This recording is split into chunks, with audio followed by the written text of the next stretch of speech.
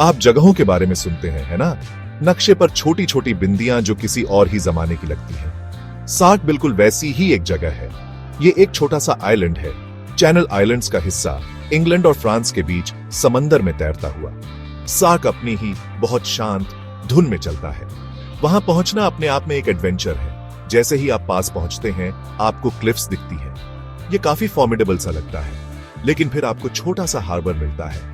सबसे पहली चीज जो आपको चौंकाती है वो है नॉइज या उसकी कमी। सार्क पर कोई कार्स नहीं है, एक भी नहीं, जीरो, बिल्कुल नहीं। सबसे तेज आवाज जो आपको सुनने को मिलेगी वो शायद किसी ट्रैक्टर की होगी। मोटर व्हीकल्स का ना होना आइलैंड की हर चीज को अफेक्ट करता है।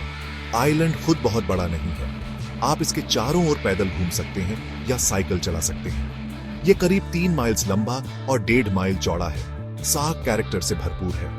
ये रगेड कोस्ट लाइन्स, छिपी हुई बेज और surprisingly lush green inland areas की जगह है। हवा साफ है, व्यू स्पेक्टेक्युलर है और एक ऐसी पीस है जो कहीं और मिलना मुश्किल है। ये छोटा सा आइलैंड एक प्रॉपर एस्केप है। ये एक फैसिनेटिंग छोटी सी दुनिया है और इसे एक्सप्लोर करना बनता है, भले ही अभी के लिए सिर्फ बातों में।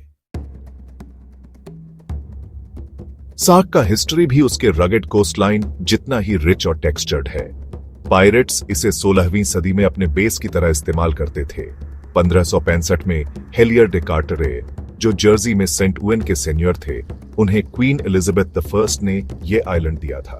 उनका जॉब था कि वो 40 फैमिलीज के साथ इसे कॉलोनाइज करें, ज्यादातर जर्सी से, ताकि फ्रेंच दूर रहें और पायरेट्स भी रुक जाएं। यहीं से सार्क एक फ्यूडल फीफडम यानी जागीरदारी व्यवस्था के तौर पर शुरू हुआ। एक ऐसा सिस्टम जो सदियों तक अलग अलग रूपों में चला। आइलैंड को 40 टेनमेंट्स में बांटा गया था और टेनेंट्स को मिलिशिया के लिए एक आदमी देना होता था और सेन्योर या डेम को सालाना थोड़ा सा ड्यू देना पड़ता था। सेन्योर या डेम का पोजीशन हेरेडिटरी था, यानी परिवारों में पीढ़ी दर पीढ़ी चलता था। इस फ्यूडल सिस्टम ने आइलैंड को एक डिस्टिंक्ट कैरेक्टर दिया, जो इसे अपने चैनल आइलैंड पड़ोसियों से भी अलग बनाता था। सदियों तक सार्क का सिस्टम ऑफ गवर्नमेंट पूरे यूरोप में बिल्कुल अनोखा था, फ्यूडल टाइम्स की याद दिलाता हुआ। इसके हेड पर सेन्योर या डेम होते थे, जो एक हेरेडिटरी रूलर थे, लेकिन day to day law making और एडमिनिस्ट्रेशन का काम चीफ पुलिस नाम की एक असेंबली करती थी। ये सार्क की पार्लियामेंट थी और कुछ समय पहले तक इसमें 40 टेनेंट्स, मेन प्रॉपर्टीज के ओनर्स और 12 डेप्यूटीज होते थे, जिन्हें एडल्ट पॉपुलेशन चुनती थी। 2008 में सार्क में पहली बार पूरी तरह से डेमोक्रेटिक इलेक्शंस हुए। टेनेंट्स का चीफ पुलिस में ऑटोमेटिक सीट्स वाला पुराना सिस्टम अबॉलिश कर दिया गया और उसकी जगह एक यूनिवर्सली इलेक्टेड चेंबर ने ले ली। सार्क में अब एक गवर्नमेंट है जो थ्योरी में अपनी पूरी पॉपुलेशन को ज्यादा रिप्रेजेंटेटिव है। सार्क के इनहैबिटेंट्स, जिन्हें अक्सर सार्कीज कहा जाता है, की लाइफ बहुत ही अनहरिड पेस से चलती है। कार्स अलाउड ना होने की वजह से डेली साउंड ट्रैक कुदरत की आवाजों, बाइसिकल बेल्स और हॉर्स ड्रॉन कैरेजेस की धीमी रिदम का होता है। रेजिडेंट्स के लिए primary mode of transport walking या साइकिलिंग है।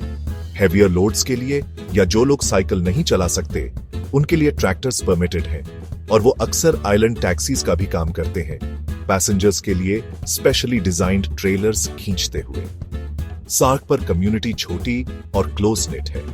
सिर्फ कुछ 100 परमानेंट रेजिडेंट्स होने की वजह से हर कोई एक दूसरे को जानता है। सोशल लाइफ अक्सर लोकल पब्स, कम्युनिटी इवेंट्स और बदलते सीजन्स के आसपास घूमती है। एसेंशियल्स के लिए शॉप्स हैं, छोटे बच्चों के लिए एक स्कूल है और एक डॉक्टर भी, लेकिन किसी ज्यादा स्पेशलाइज्ड चीज के लिए आइलैंडर्स को आमतौर पर गर्नसी जाना पड़ता है।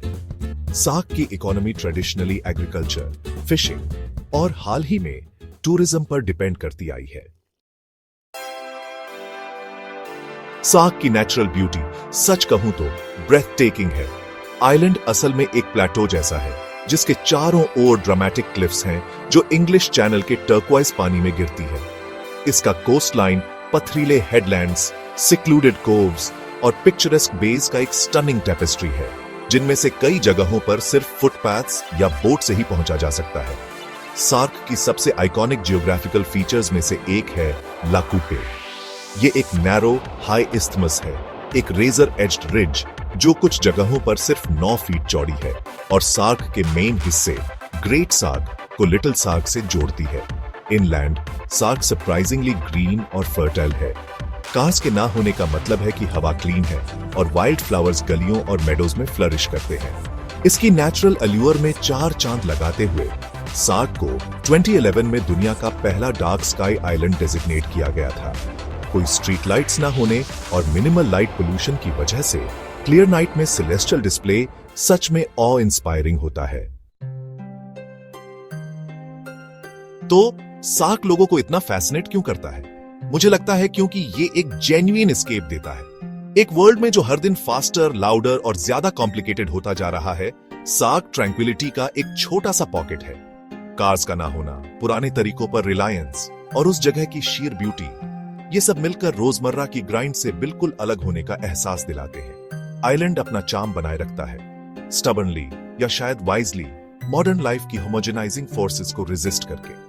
हालांकि इसने अडेप्ट और चेंज किया है, स्पेशली अपने गवर्नेंस में इसने ये अपनी टर्म्स पर किया है। सार्क की इंपॉर्टेंस शायद इसके एग्जाम्पल में है। ये दिखाता है कि जीने का एक डिफरेंट वे पॉसिबल है, जो स्लोअर हो, नेचर से ज्यादा कनेक्टेड हो और कम्युनिटी फोकस्ड हो।